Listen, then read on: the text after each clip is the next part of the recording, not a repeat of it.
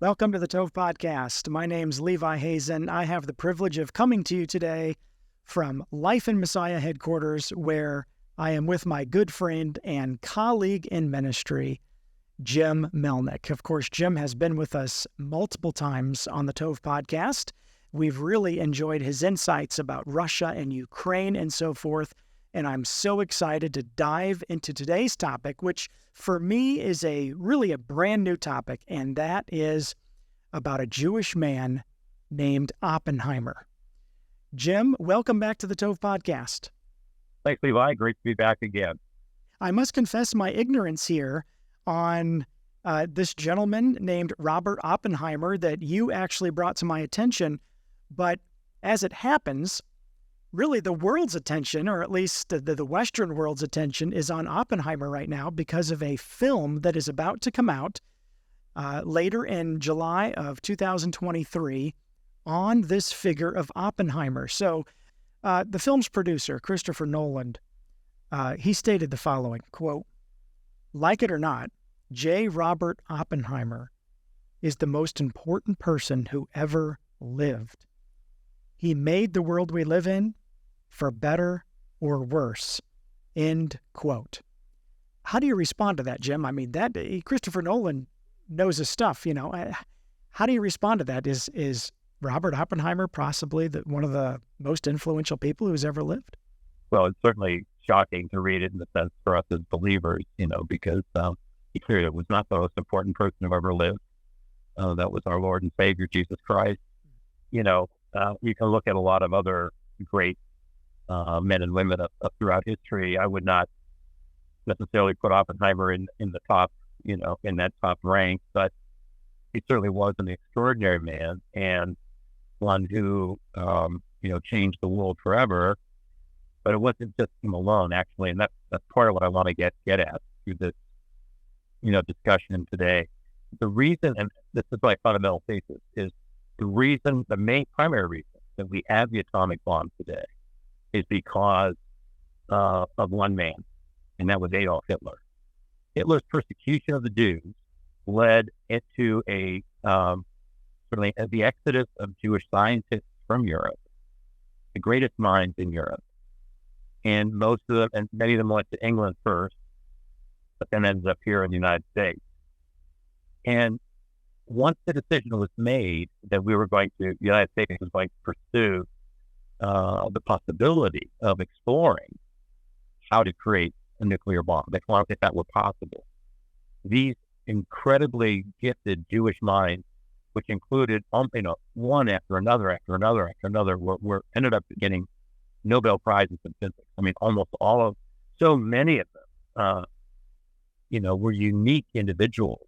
Some of the greatest figures in mathematics and in physics that the world has ever seen. Mm-hmm.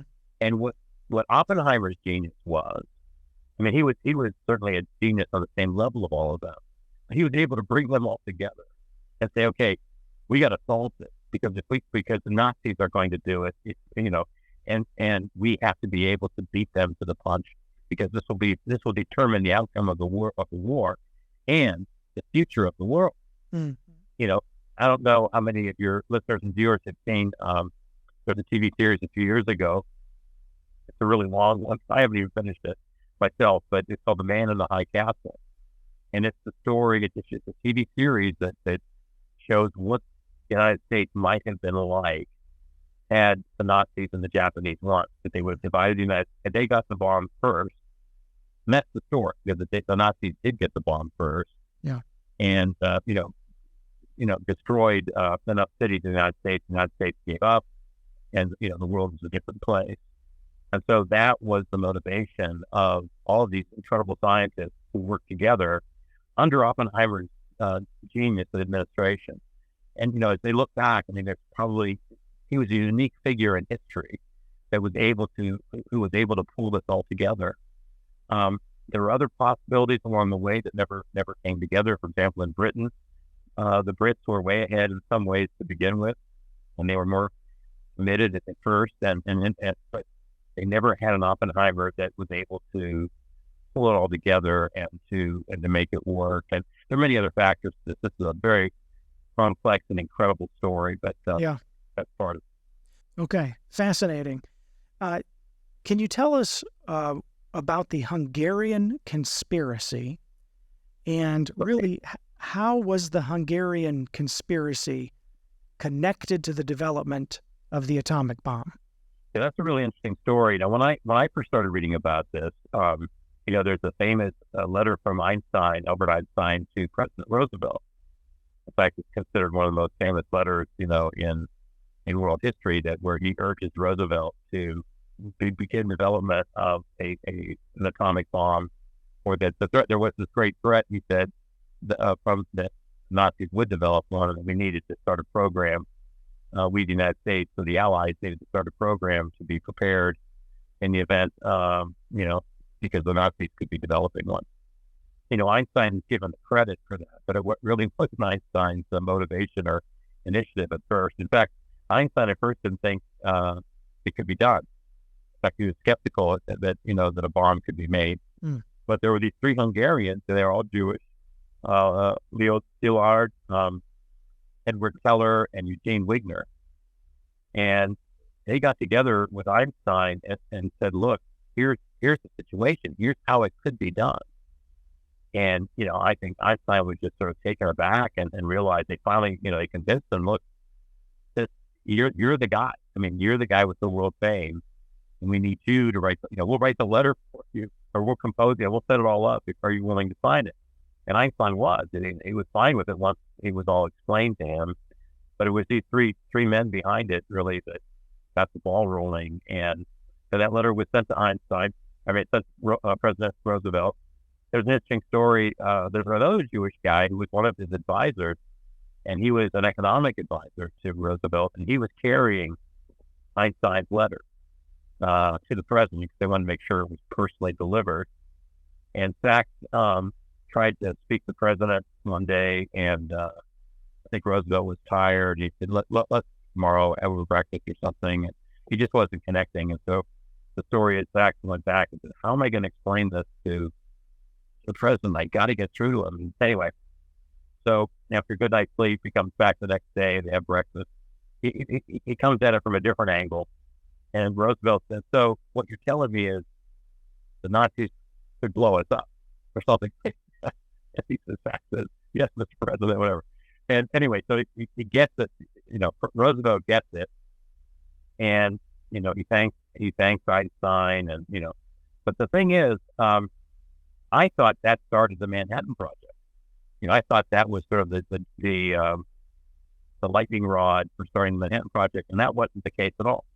It got Roosevelt, interested. It of course piqued his concern, and they started a committee and everything else. But just like anything else, it wasn't yet urgent enough. They felt, okay, yeah, this doesn't sound good. We better look into it, get some people together and explore it. And that was what happened as a result of the Einstein letter. So it did have that impact, but it really wasn't the spark that got the Manhattan Project going. That would come later. These were getting back to your original question. Those three were involved in the Hungarian conspiracy, and they were involved in the bomb's development, all along the way. It's just an amazing story. Yeah, fascinating. There was also a very important meeting in May of 1933. What was going on there? What was so special about this meeting? And what does it have to do with the atomic bomb and World War II? Well, I do mention this in fact, anyone wants to go to my website, jewishgiftedness.com. I do have a link there to, I forget what it's called exactly, but it's a meeting with Hitler, or Planck's meeting with Hitler, something like that. This was a meeting between Max Planck, who was one of the most famous German physicists in the world. He had an opportunity to go in and, greet the new chancellor of Germany, Adolf Hitler, at the time. And he wanted to use it to protect and defend Jewish scientists and others who were under a vicious attack already from the Nazi political administration.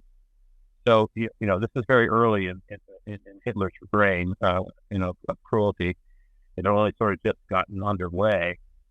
And I mean, Planck was saying, if you do this, you're going to destroy German science. And we're at the top of the world right now.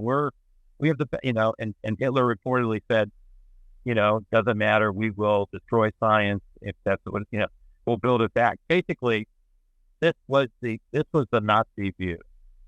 The Nazi view was that Jews were parasites and did not actually contribute anything to world culture or science. Or, I mean, as crazy and as insane as that was the Nazi view. That was the official view, was that the Jews could only be parasites, and therefore they had to be destroyed.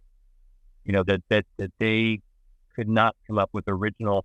I mean, it was original thinking, creativity, the opposite of reality.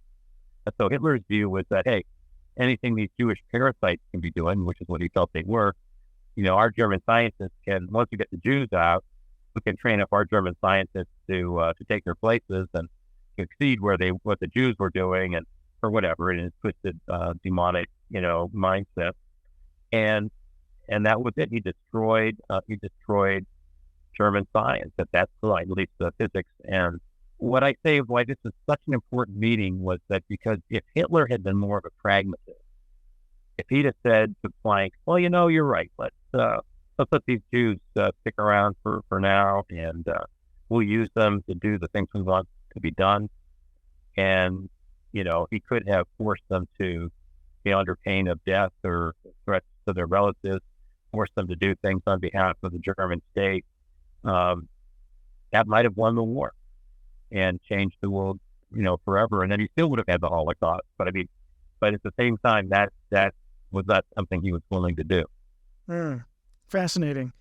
Jim, I want to back up a second here, because we may have some listeners who just have a very basic understanding of the atomic bomb. They have a very basic understanding that it was dropped and it basically had a huge impact on the war, of course. What would have been the result had the United States not developed the atomic bomb? Let's assume Germany didn't develop it, England didn't develop it, the United States didn't develop it. I know that you don't have some kind of a crystal ball here, but how big of an impact on the war did that particular weapon have on World War II? Well, this is hotly debated by historians, and I think the movie itself is going to reignite this debate. From those who've seen it already, the earlier reviews, they said, a lot of people come out of the movie stunned. The general consensus, obviously among liberal historians and others, is that, the war was already, the Japanese realized it was already lost, and they weren't about to, the bomb was unnecessary, and so we had all these civilian deaths that, were completely unjustified. So again, you can look at this from different aspects. Was it necessary to win the war? Probably not, but it would have been an enormous cost in American lives. And in comparison with other things that were going on in the war, like the regular bombing that was happening, those are devastating. I mean, from a moral standpoint, you can look at what else was happening in the bombing of German cities and Japanese cities during the war, and the high civilian tolls from just conventional bombing. And I guess nobody really knew maybe what exactly was going to happen with this other bomb, this one bomb, and how horrible it would be, and how devastating it would be. So there's more we could say on that. Sure. Yeah. Okay. Well, thank you for entertaining my speculation on what would be the case today if that bomb were not created. What are some lessons here regarding Oppenheimer, all of these Jewish scientists that were basically, kicked out of Germany, and then went to work on this bomb and other projects that they were involved in? What are some lessons we can draw from here? Well, I think one of them is to look at the world from the standpoint of God at work with the Jewish people. And that is the story of the world. In other words, the secular world thinks it's going in a particular direction. That's not God's direction. Right. God has a plan, That plan is spoken about and prophesied in His Word, the Bible. And, the Bible has very specific things to say about the Jewish people, the role of the Jewish people, the fact that God called them as a special people to give us the Bible, to give us the prophecies through the Jewish prophets, and then ultimately to give us the Messiah, Jesus, and also to with a plan about the rest of mankind and the future of the world. So we'll begin there and say, okay, if that's all true, and I believe it's true, and most of our listeners believe it's true, then how does this all fit into that plan? That's the most important question as we consider this film and its impact on us today, because I think it teaches or may provide some very important reminders of what, why this happened and what this might mean for us in the future. So the bottom line coming out of World War II was we had, the 6 million dead from the Holocaust, and we had the establishment of the State of Israel. We have the atomic age, and we had the establishment of the United Nations and different things like that. In other words, all those things came out of the end of World War II and were the result of decisions that were made during the war and in the early aftermath of the war.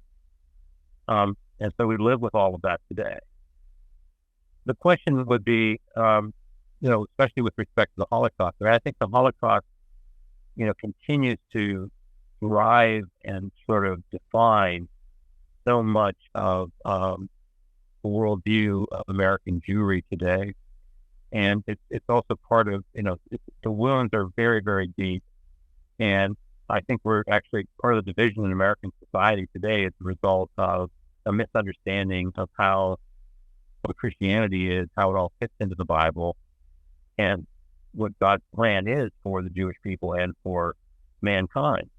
That could be the topic of another podcast at some point. But with respect to the bomb itself, my position is, or my view is that it exists and came together in a moment of emergency, of utmost crisis.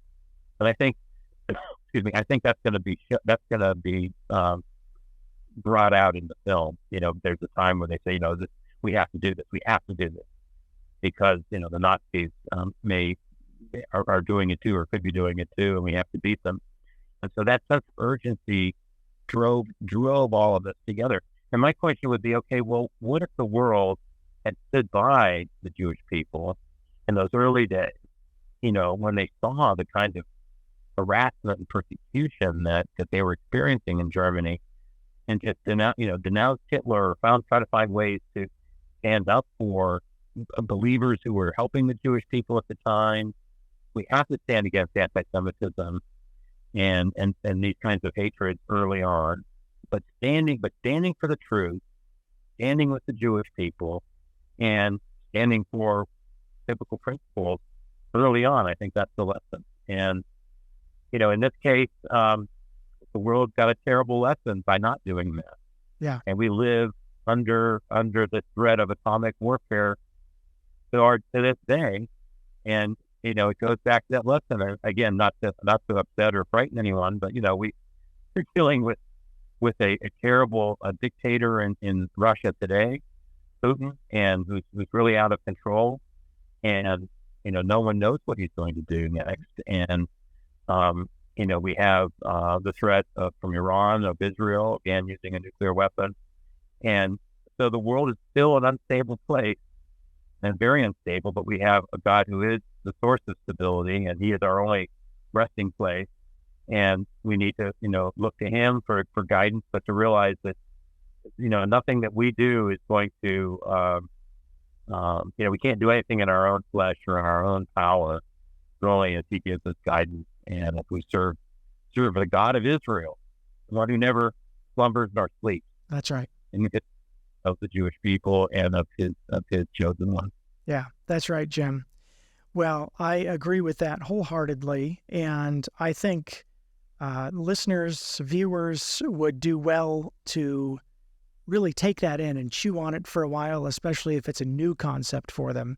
And I think, again, one great way to do that is by getting your own copy of Jewish Giftedness and World Redemption, The Calling of Israel, by our guest today, Jim Melnick. I know this book has helped many, Jim, to see that God really does have a special plan, a special place for the Jewish people. And so this is a helpful book. It's biblically based. And, of course, folks can find this likely on Amazon.com, but they can also go to your site. Is that right, Jim? And, again, remind listeners the exact address of your site. Right. Thanks, Levi. It's jewishgiftedness.com. And you can click on through there directly to the publisher, which is Messianic Jewish Resources. Well, thank you, Jim, for bringing some fascinating stories, some fascinating connections, some obviously interesting historical information about the atomic bomb, World War II, and, of course, this very interesting gentleman named Robert Oppenheimer. A Christopher Nolan film opens about Mr. Oppenheimer on July 21st. I've not seen the movie, so I can't officially recommend it. I don't know exactly what's in the movie, but certainly if Christopher Nolan is directing a movie on a certain character, this is an important Jewish character in world history. Well, Jim, thanks so much again for joining us on the TŌV Podcast. Thank you, Levi. It's been a pleasure today, and with you and all our listeners, and a great day today. Yeah, thank you. And if you'd like to listen to previous episodes of the TŌV Podcast, you can find those on any major platform, as well as over at lifeinmessiah.org. Just click on that TŌV Podcast tab. Until next time, shalom. Since 1887, Life in Messiah has helped Christians understand the Jewish roots of our faith and God's ongoing commitment to His people. We teach that anti-Semitism is inconsistent with biblical faith, and we pray for the peace of Jerusalem, which includes her spiritual renewal as well as physical safety. In all we do, our priority is to share the gospel message. Connect with us on Facebook, Instagram, or at lifeinmessiah.org. That's lifeinmessiah.org.